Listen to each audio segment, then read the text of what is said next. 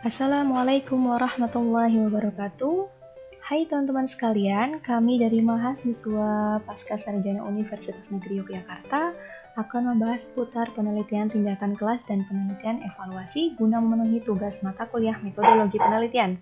Kami dari kelompok 3 yang terdiri dari Anggrayita Pangerita Ningrum NIM 1054, saya Evila Ramadanti NIM 1061, dan Wahid Imanullah NIM 1052. Pertama-tama, saya akan menjelaskan tentang apa itu pengertian penelitian tindakan kelas. Jadi, mengutip pendapat dari Stanford tahun 1970, mendefinisikan bahwa pengertian penelitian tindakan kelas adalah suatu proses analisis untuk menemukan fakta, proses konseptualisasi, perencanaan, pelaksanaan, penemuan fakta lebih atau evaluasi, dan kemudian mengulang lingkaran ini seluruh kegiatan sehingga membentuk lingkaran spiral. Sedangkan pendapat dari Ari Kunto dan kawan-kawan tahun 2006 menjelaskan bahwasanya penelitian tindakan kelas merupakan suatu pencermatan terhadap kegiatan belajar berupa sebuah tindakan yang sengaja dimunculkan dan terjadi dalam sebuah kelas secara bersama.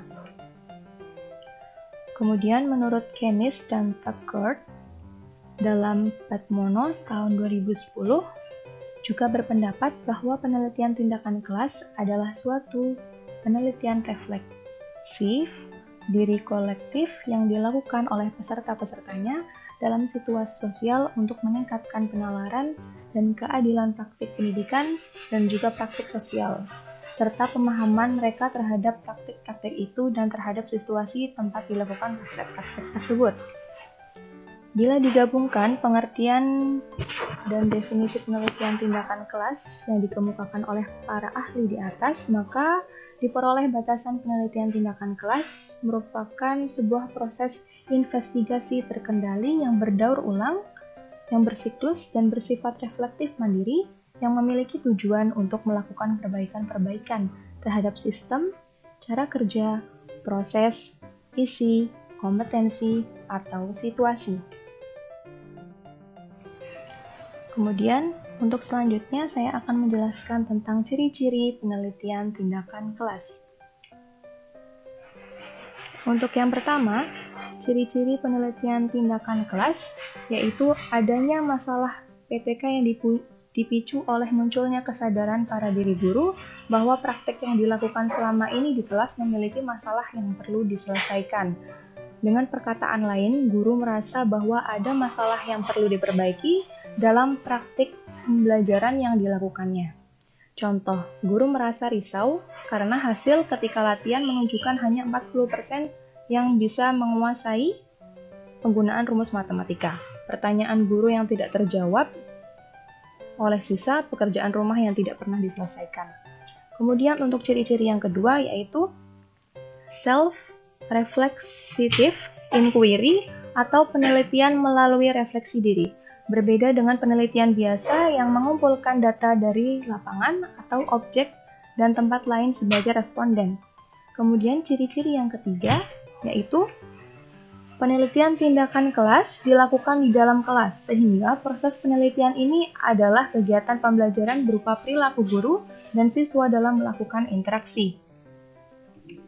Kemudian ciri-ciri yang keempat, penelitian tindakan kelas bertujuan untuk memperbaiki pembelajaran. Perbaikan dilakukan secara bertahap dan juga terus-menerus, sehingga PTK dikenal adanya siklus pelaksanaan berupa pola, perencanaan, pelaksanaan, observasi, refleksi, dan revisi. Kunci utama PTK adalah adanya action atau tindakan yang berulang-ulang. Baik teman-teman, di sini saya akan melanjutkan presentasi mengenai prinsip penelitian tindakan kelas. Menurut Hopkins dalam Gardi tahun 2000, terdapat 6 prinsip penelitian tindakan kelas. Yang pertama adalah tugas utama guru adalah mengajar, dan apapun metode PTK yang diterapkannya sebaiknya tidak mengganggu komitmennya sebagai pengajar. Yang kedua adalah metode pengumpulan data yang digunakan tidak menuntut waktu yang berlebihan dari guru sehingga berpeluang mengganggu proses pembelajaran. Yang ketiga adalah metodologi yang digunakan harus cukup reliable. Yang keempat, masalah penelitian yang diambil oleh guru hendaknya masalah yang cukup meriskannya dan bertolak dari tanggung jawab profesionalnya. Guru sendiri memiliki komitmen terhadap pemecahan masalah. Yang kelima adalah dalam penyelenggaraan PTK, guru haruslah bersikap konsisten menaruh kepedulian tinggi terhadap prosedur etika yang berkaitan dengan pekerjaannya. Dan yang terakhir adalah penelitian tindakan kelas menggunakan classroom extreme perspective. Berikut adalah beberapa contoh judul PTK. Yang pertama adalah penerapan model saintik dan media film animasi untuk meningkatkan kemampuan menulis sinarsi pada siswa kelas 5 SD.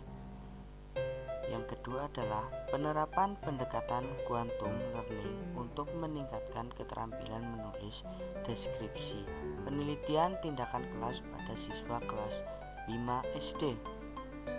Penerapan strategi pembelajaran Student Teams Achievement Design (STAD) untuk meningkatkan keterampilan menulis deskripsi pada siswa kelas 10 SMKN.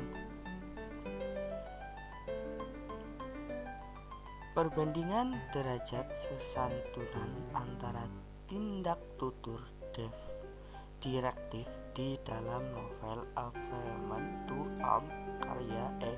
Hemeni dan terjemahannya. Kemudian peran dan sifat tokoh Kresna dalam karya sastra Jawa suatu tinjauan budaya. Itu beberapa contoh judul PTK. Yang selanjutnya adalah penelitian evaluasi. Berikut beberapa pengertian evaluasi menurut para ahli. Sugiono tahun 2018 mendefinisikan bahwa penelitian evaluasi merupakan evaluasi suatu program sebagai metode ilmiah yang digunakan untuk mengetahui efektivitas dan efisiensi suatu program, kebijakan proyek, aktivitas tertentu baik yang telah lalu, yang sedang terjadi, dan usulan program yang akan datang. Selanjutnya menurut Patton tahun 1996, Patton mendefinisikan penelitian evaluasi adalah penerapan prosedur penelitian yang sistematis untuk menilai suatu program intervensi. Yang ketiga menurut Weiss tahun 1973, Weiss mendefinisikan penelitian evaluasi adalah penelitian terapan yang merupakan cara yang sistematis untuk mengetahui efektivitas suatu program atau kebijakan atau objek lain yang diteliti bila dibandingkan dengan tujuan atau standar yang diterapkan. Dan yang terakhir menurut Ari Kunto tahun 2003. Ari Kunto mendefinisikan evaluasi adalah serangkaian kegiatan yang ditujukan untuk mengukur keberhasilan program pendidikan. Kemudian yang selanjutnya akan dilanjutkan oleh penyaji yang berikutnya. Baik, saya akan melanjutkan presentasinya, yaitu dari ciri-ciri penelitian evaluasi. Kita akan melihat dari segi tujuan, outcome, proses, kriteria, metode, instrumen, dan publikasinya. Yang pertama dari segi tujuan. Tujuan dari penelitian evaluasi adalah untuk mengetahui ketercapaian visi, misi, dan tujuan. Yang kedua, dalam penelitian evaluasi yang berperan dalam menetapkan fokus adalah evaluator dan stakeholder atau pihak-pihak yang terkait. Yang ketiga, bila dilihat dari outcome atau hasil, penelitian evaluasi adalah pada pertimbangan dalam membuat keputusan. Yang keempat, Proses dari kegiatan penelitian evaluasi adalah menguji efektivitas dan efisiensi sebuah program. Yang kelima, kriteria dalam penelitian evaluasi adalah kesesuaian antara standar dengan apa yang terjadi. Yang keenam, metode yang digunakan. Dalam penelitian evaluasi ini sama dengan penelitian lainnya, yaitu pada kuantitatif, kualitatif, dan kombinasi. Yang ketujuh, instrumen penelitian evaluasi disusun berdasarkan tujuan dan kegiatan program. Yang kedelapan, yang terakhir, hasil penelitian evaluasi dipublikasikan secara terbatas kepada orang-orang yang terkait dengan pemilik program atau pembuat keputusan. Kami akan tampilkan 3 contoh judul penelitian evaluasi. Yang pertama, efektivitas pendidikan dan pelatihan kepala sekolah di Provinsi Jawa Tengah. Yang kedua, efektivitas implementasi PAIKEM pada Sekolah Dasar Kecamatan Payangan. Yang ketiga, pelaksanaan kebijakan sertifikasi guru Sekolah Dasar Kabupaten Magelang. Sekian dan terima kasih presentasi dari kelompok kami.